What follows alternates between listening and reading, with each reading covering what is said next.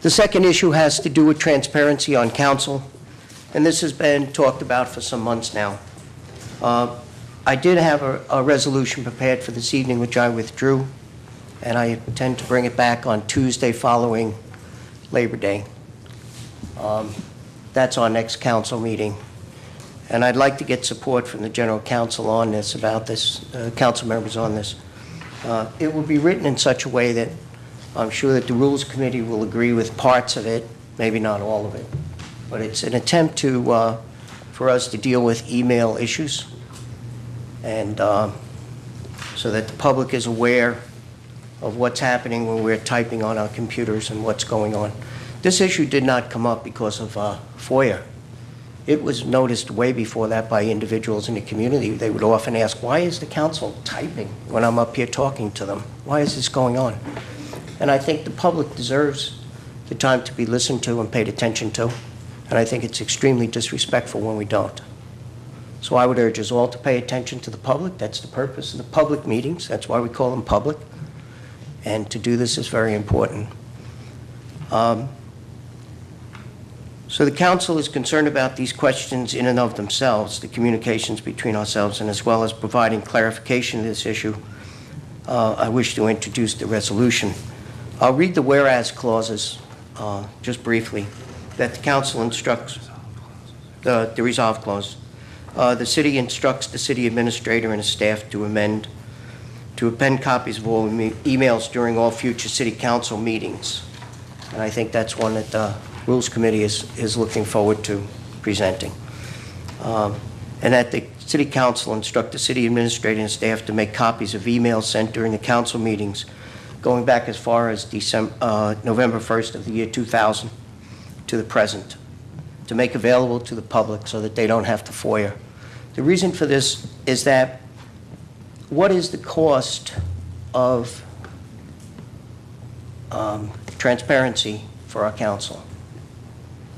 So the argument may be made, well, it's expensive to do this. Sure, it's expensive for people to have to FOIA information.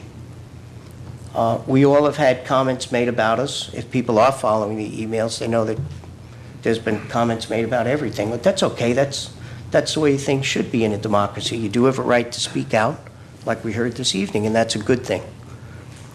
So the emails will allow us to see this for what it is and for people to know, so without guessing what's going on. They'll know what's going on. I think that's a good way to proceed. And we would instruct that the city administrator and his staff provide an explanation and justification of any material redacted from the emails, including statutory provision relied on to justify withholding information from the public. And I think that would cover it. We could go into more, but the people are concerned, and the people rightfully should be concerned because we are their government. We represent them. So I don't think there's much leeway that we have here in terms of providing this information to them. We probably raise issues of cost.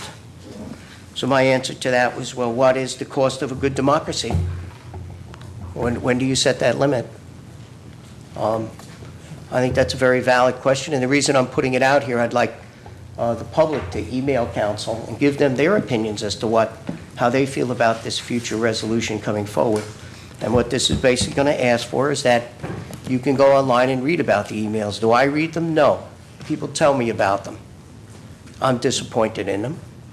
But I hear of them. I don't sit and read them. I'm not that interested in it. So I would believe that if we as a council move forward on this, we will really show the community what we mean by transparency and open government, and what we mean by our oath, I think, that we took when we were sworn in. We'll have new people taking it in November. Listen to what that oath said. That's important. The oath that you took is important when you took office. So I don't think there's much leeway on this one. So I'd just like to alert everybody. I talked to the city attorney this afternoon, and the way we had originally written the document, it might have perhaps not been as effective. So that's why I'm moving forward on it at a later date after getting instruction from the city attorney. So I thank you.